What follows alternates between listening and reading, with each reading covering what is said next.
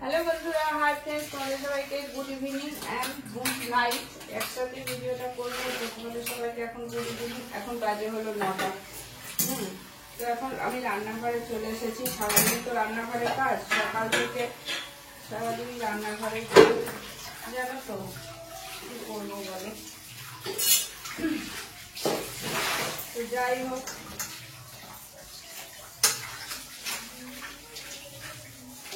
এখন আমি পটল ভাজা করবো। পটলগুলো কাটলাম, পটলটা ভাজা করবো। চায়ের বাসনগুলো আছে, চায়ের বাসনগুলো এখনো ধোয়া হয়নি। চায়ের বাসনগুলো ধুতে হবে। তারপরে একটু চা আছে, এখনো চাটা পুরো খাইনি। কালকে আবার শনিবার আছে, তাই না? কালকে তো আবার সেই নিরামিষ খাওয়ার দিন, শনিবার। আমি সব নিয়ে এসেছি একবারে। এখানে ভাত ঠাত ডাল ঠাল সব গরম করবো। আমি পটলটা ভাজবো, একটু গ্যাসটা মুছেই নিই। কালকে যেহেতু শনিবার আছে, তো একবারে মুছে মাছে রান্না করি, তাহলে আর কালকে। আর আমি এই ভিডিওটা করছি আজ শুক্রবার রাতে। তো এই ভিডিওটা আজকে আর দেবো না, আমি এটা কালকে করবো। আজকে আর এডিটিং করে আজকে আর দেবো না, কেননা আজকে হবে না করা। এইগুলো ভাত ঠাতগুলো গরম করব। গরম করে একটু বাসন আছে, বাসনগুলো ধোবো। রান্না যা আছে। আমার পাটা তো খুব ব্যথা করছে, আমার পাটা প্রচন্ড কামড়াচ্ছে, মাথা প্রচন্ড টায়ার্ড লাগছে। সব থেকে একটা সমস্যা কি জানো? সব থেকে সমস্যা আমার ঘুমের খুব প্রবলেম হচ্ছে। একদমই আমার ঘুম হচ্ছে না, কেন আমি জানি না। দিনের বেলাও বেশি ঘুমাতে পারছি না, রাতের বেলাও বেশি ঘুম হচ্ছে না। ওই জন্য আরো বেশি শরীরটা ক্লান্ত লাগছে, তাড়াতাড়ি ঘুম ভেঙে যাচ্ছে। অভ্যাস হয়ে গেছে তো তাড়াতাড়ি করতে উঠতে, ওই জন্য তাড়াতাড়ি ঘুম ভেঙে যাচ্ছে অলরেডি।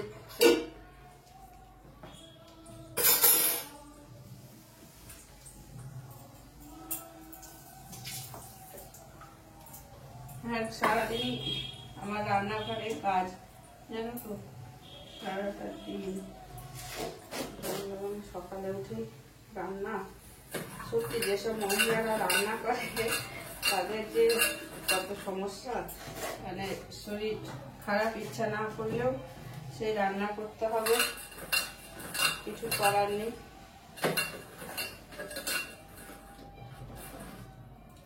আমার ডাল রান্না করা আছে, আর দুপুরবেলা একটু মাংস চিকেন করেছিলাম, মানে ডিম আর চিকেন দিয়ে করেছিলাম। তো চিকেনটা রেখে দিয়েছি, আর মাংসটা চিকেনটা রেখে দিয়েছি, আর ইয়েটা খেয়েছিলাম, ডিমটা খেয়েছিলাম। এখন জাস্ট এই যে ভাজা করবো, ভাত গরম করবো। ভাতটা এখন গরম করবো না, ভাতটা পরেই গরম করবো। ভাতটা এখন গরম করবো না। আমি পটলটা ভাজবো, আর একটু চা আছে, চাটা গরম করবো, করে খাবো। চাটা অনেকক্ষণই করা আছে। সন্ধ্যাবেলা চাটা করে রেখেছিলাম, তখন চাটা খাইনি।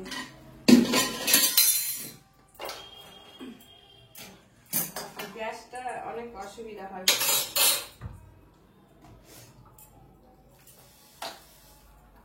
গ্যাসটা ওই সাইডটাই তো, যখন ভিডিওটা করি আবার এদিকে টেনে এনে আনতে হয়। আমার এখানে কার্ন হচ্ছে।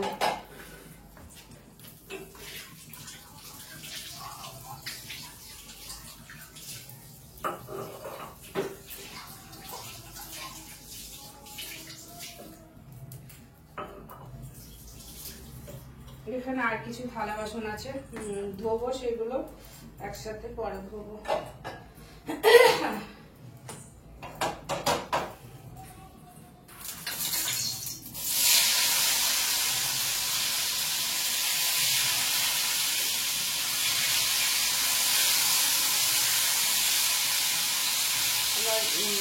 বাজার আমার সবজি বাজার শেষ হয়ে গেছে। আলু ফালু আবার যেতে হবে,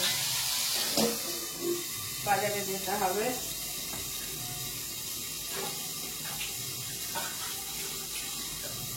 কালকে আর যাবো না বাজারে, যাবো কালকে তো শনিবার, সোমবারে যাবো না, এই রবিবার সোমবারে যাব, রবিবারও যাব না, যেহেতু রবিবার প্রচন্ড ভিড় হবে বাজারে, সবজি বাজারে, যাবো না রবিবারে, ভালো লাগবে না, শনিবারে যাবো। একটুখানি চা আছে, চাটা দামে বেশি নেই, যাই হোক একটুখানি আছে।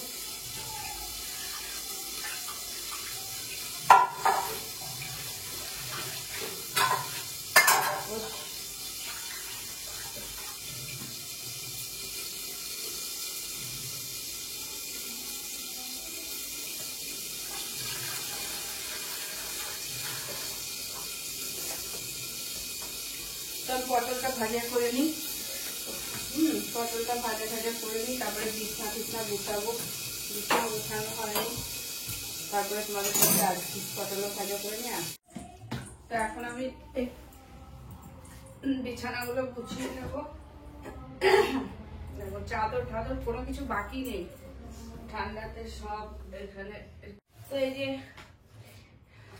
সুতো রেখেছিলাম এখানে, আর এই কাঁচিটা, কেননা ভেবেছিলাম এই যে ব্লাউজটা পরে আছি না, এই ব্লাউজটা অনেকটা লুজ আছে, এটা সেলাই করবো, সে আর হলো না সেলাই করা, টাইম পেলাম না। ওই একটা পাপোশ ছিল, ওইটা সেলাই করলাম, করে তারপরে রান্নাঘর কিছু লাইভ করলাম, একটা ভিডিও এডিটিং করলাম, এইসব করতে করতে সময় চলে গেল। আর আমি একটা মোটা লেপ বের করে নিয়েছি, কারণ আমার একটু বেশি ঠান্ডা লাগে, সেই জন্য। দাঁড়া একটুখানি এখানে গুছিয়ে নিই।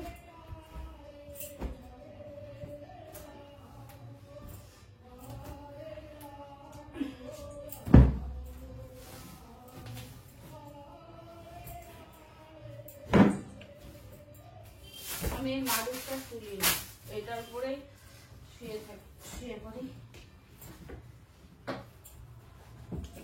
কোনো সমস্যা হয় না, এটার উপরেই শুয়ে যাবে, অসুবিধা হয় না কিছু।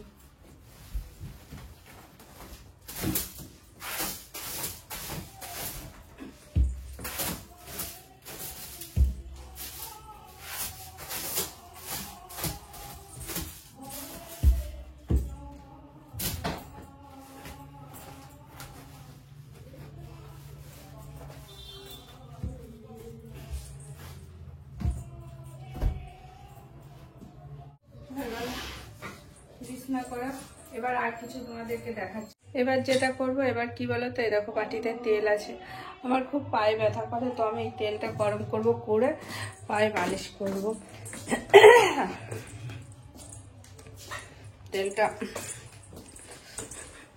তেলটা হালকা করে একটু গরম করে নেব, গরম করে তারপরে পায়ে মালিশ করব একটু, তাহলে একটু ব্যথাটা কম লাগে, নাহলে প্রচন্ড কামড়াচ্ছে, পাটার মধ্যে প্রচন্ড কামড়াচ্ছে, প্রচন্ড ব্যথা করছে, পারছি না।